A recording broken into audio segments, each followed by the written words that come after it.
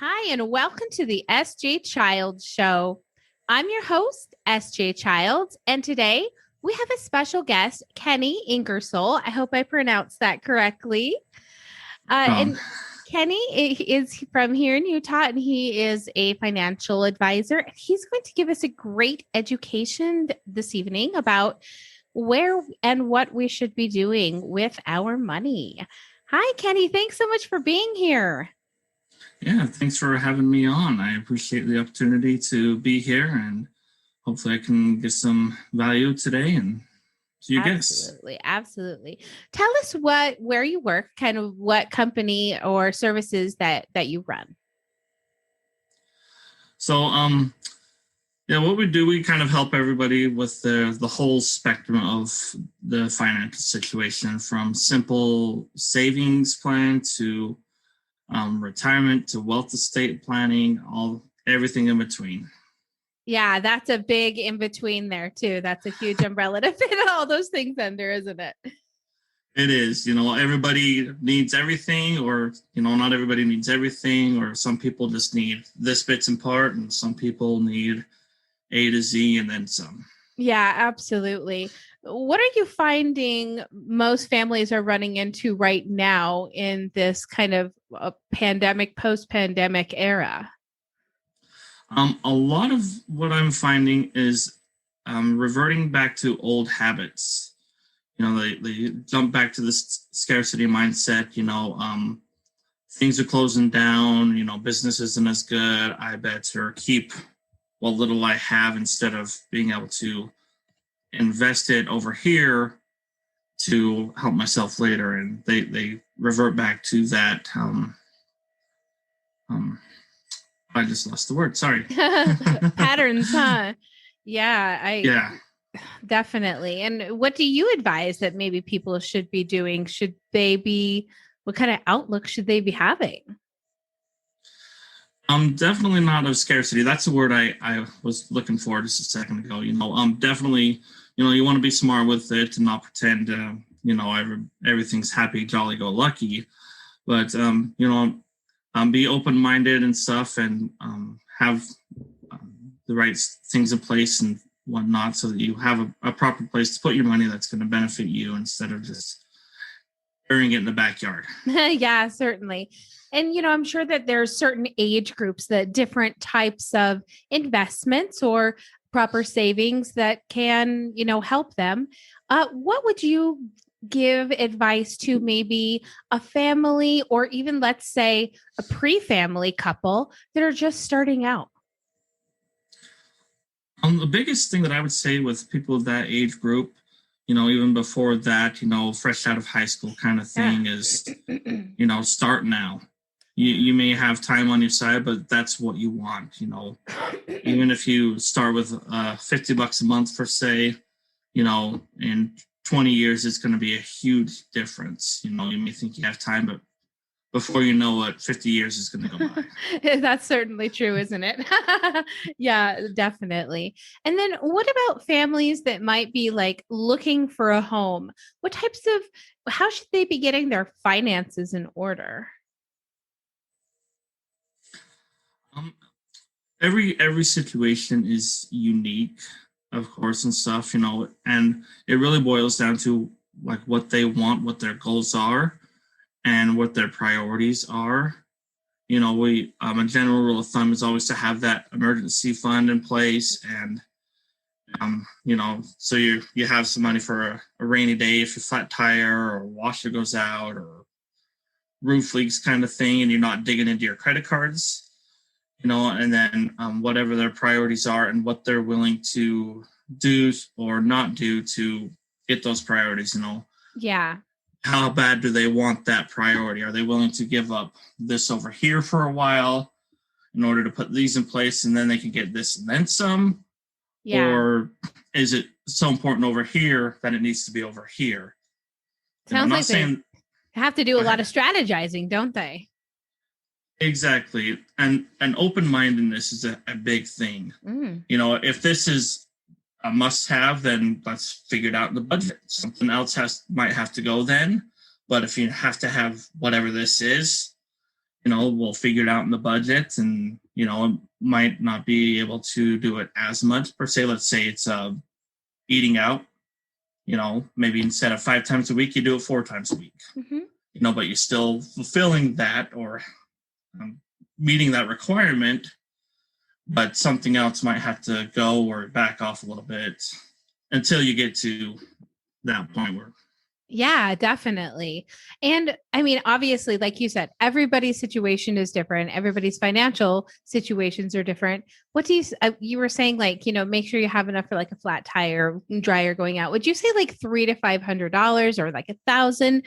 Like, what's a normal percentage that maybe like a low income family could expect to try to put away?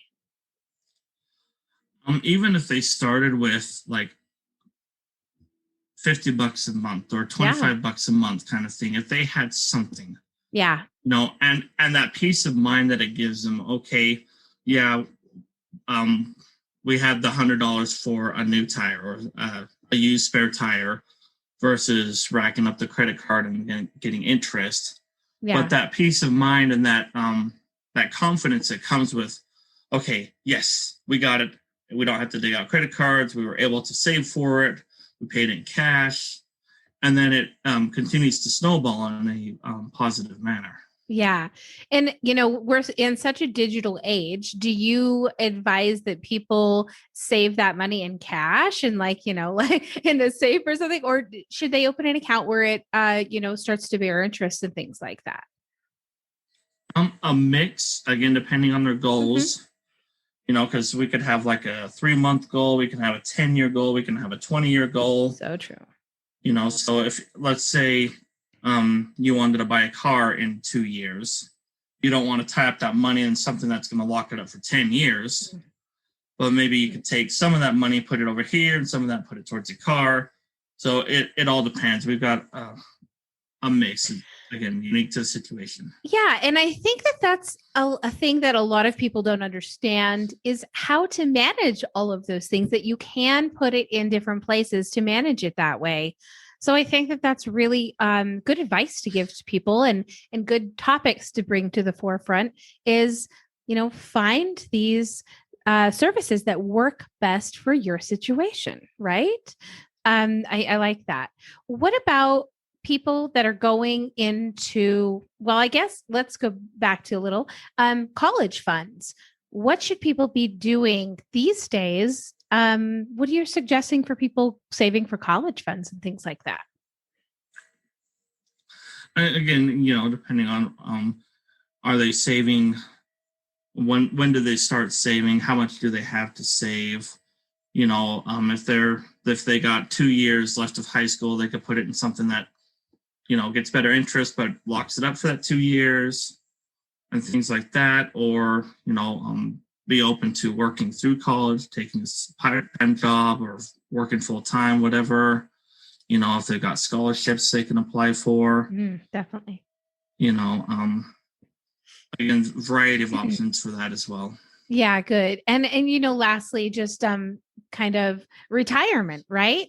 That's what we really eventually all need to start looking at is retirement. And I'm sure that there's a lot of options available there too, I can imagine. Yeah, there's quite a few options, and that's also why we talked about this a little earlier, is starting right out of high school, starting when you're 14, 16, just thinking about that. Yeah, you've got some time, but that's what take advantage of that time on your hands, time on your side. Yeah. And start preparing for that, and then you'll be not scrambling 5 years before retirement. Yeah, certainly. And what about investments? Like, do you where you work or whatever, do you guys handle investments? Do you tell people to do investments? So what do you guys do about that? We don't do a lot of investments. I'm the company I'm with is an independent contractor, is World Financial Group. Okay. So we don't do like a whole lot of investments like stocks and bonds kind of thing per se, but we have different vehicles, such as like 401k as one of them. We do indexed universal life. It's a life insurance policy with a savings attached to it. And it's so those are the more kind of investments that we're geared towards, something that's um, more safe and gets you better returns. But again, depending on like the index universal, you'll want to keep your money in there for like 10 years. So good to know. Somebody has a 2-year limit, that may not be the best fit for them, kind of thing. So there's lots of different vehicles. Yeah, that's great to know as well. And what age do you suggest that people start doing a life insurance policy? We recommend everyone get it. We even on their kids. I've had it on my son since he was 1 year old. That's great. And it's such a platform that he can keep, and he can even will to his posterity. Wow. That's really great to know. I'm going to have to talk to you more about that later, because that's an important for us. We have a son with autism. And so we foresee a future where, one of our other daughters possibly might be taking care of our son for us. And that, hopefully, he'll be independent, bless his heart. But in the case that they do, we want to be set up for that type of thing. And I know that there are things, ABLE accounts, special needs trusts. Does your company offer those types of advice to people as well? We work with over 150 different providers, and so we've got a lot of options to pick from, and they have different riders for specific things. Okay. Like you said, if one of your other daughters were to take care of them, they can use the funds out of that account for your son, and living expenses and medical and things like that. Depending on what you get set up and structured. Yeah. And I think it's just like you said, it's so individual to each family, because we all have different family types. We all have different family needs. And, just by providing your services, or yourself with the services that you can for your family is the best thing we can do. I agree. Now, where can people find you if they wanted to get a hold of you about talking to you about some financial services? I'm on Instagram. I'm on Facebook, just Kenny Ingersoll or Kenny.Ingersoll on Instagram. Just all over social media. You can put my phone number and cell phone on email. Great. And are you seeing, kind of like you said, people have been tightening up? Do you find that it might be loosening up a little bit now, and hopefully people can be feeling a little more confident, hopefully, into reopening society? Well, I've seen a good number of that. There's some cautious hopefulness out there. Yes. And especially when people, that have been set up and they didn't lose any money when the stock market crashed. They're sleeping a lot better at night and stuff like that. So it really helps that as well. Yeah, I bet. Yeah. And I see that a lot of people, are making travel arrangements and things. So I bet that things are kind of taking advantage of those newly low prices of things that haven't been available for quite some time, huh? Absolutely. Yeah. Well, gosh, it was so great to have you on here today. Thank you so much for providing some very valuable insight and information, because financial strategies going forward in life are so important. And I think that, like you said, telling the young people 14 to 16 to start saving now, I love that message. So all those that are listening, please start something. If you don't have anything going, start now. It's never too late. Yeah, one of my favorite phrases is the best time to plant a tree was 20 years ago. The second best time is right now. Yeah, that's for certain, isn't it? Oh, I agree with that. Well, thank you so much for being here today. I am going to be checking back in with you and seeing how things are going. And now that we're neighbors, I'll just wave as I drive by. Likewise, and thank you again for the opportunity to be here. I really enjoyed it. Yeah, thank you so much, Kenny. I'll talk to you soon. Thank Bye. you.